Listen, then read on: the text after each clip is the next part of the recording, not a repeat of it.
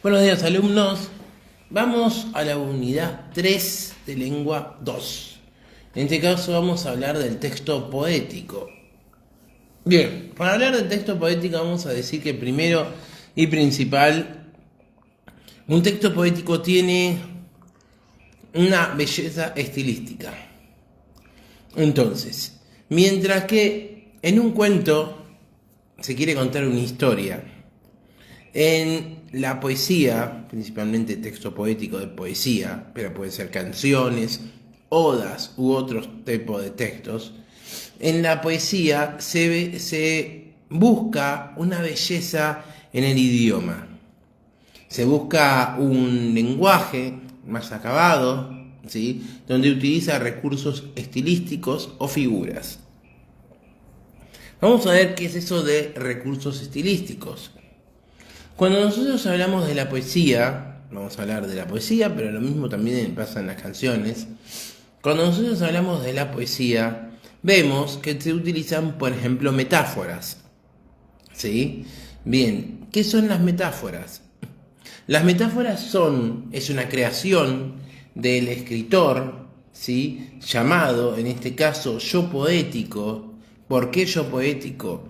Porque es la voz, ¿sí?, del escritor.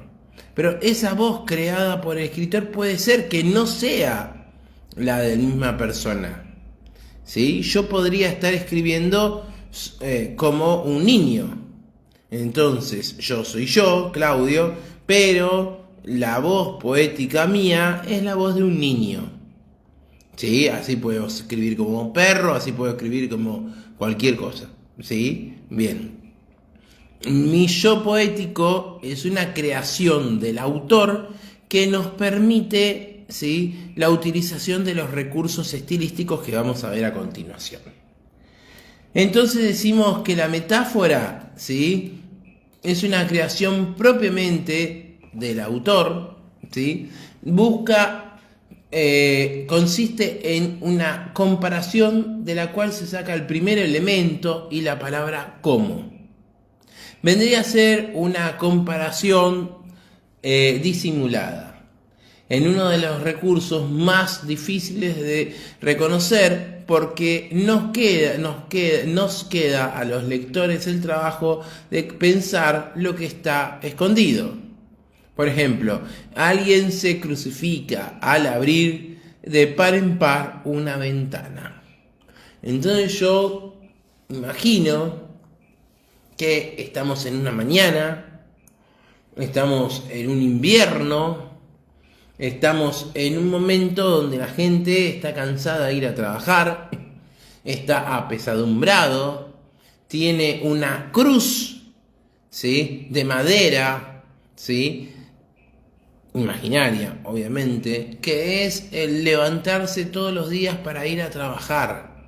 Y esa cruz es la que cuelga en sus brazos, pero es la que le permite sobrevivir.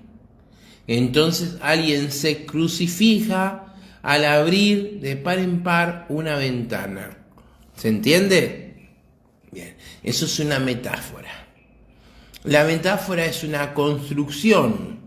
Yo podría decir, tu mirada es como un camino de luz.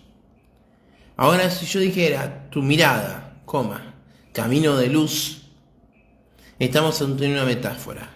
¿Qué quiere decir esta metáfora? Que, no sé, por ejemplo, con la madre, ¿no? Ese amor del hijo de madre, ¿no? Tu mirada es un camino de luz que me abre a mí la vida, ¿sí? Entonces es un hijo agradecido en el Día de la Madre, ¿sí? Entonces le dice eso, ¿se entiende? Entonces, bueno, es como que él se miró toda la vida en ella y eso le va a permitir, ¿sí?, amar realmente e ir por un camino seguro de la vida y no caer en caminos inciertos que los lleven al prejuicio y los lleven a unos malos lugares. ¿Se entiende? Bien. La comparación es muy similar a una metáfora, ¿sí? La comparación puede utilizar un como o un cual. Entonces es una metáfora mucho más simple. ¿Por qué? Porque mientras en la metáfora hay algo muy pensado, ¿sí? Y hay una idea de no repetir, de no usar ciertas palabras, de que el lector imagine, de que, ¿sí? En la comparación no pasa eso. La comparación es mucho más directa. Comparo una cosa con otra y listo. La repetición. La repetición puede ser cacofónica de sonidos, ¿sí? Entonces me da, ¿sí?, el mismo sonido varias veces y me da una idea, como también puede ser una repetición de palabras, ¿sí? Entonces vemos, la vida es muy dura, coma. La vida es muy sabia, coma. La vida es un camino por el cual necesito atravesar para llegar a ti. ¿Sí? Entonces la vida, ¿sí?, es una repetición.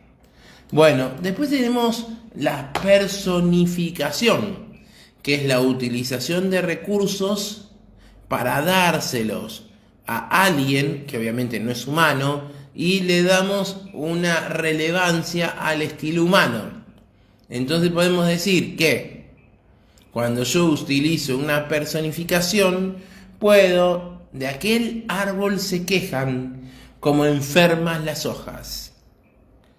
El árbol se quejan como enfermas las hojas. O sea, las hojas se pueden quejar, están enfermas.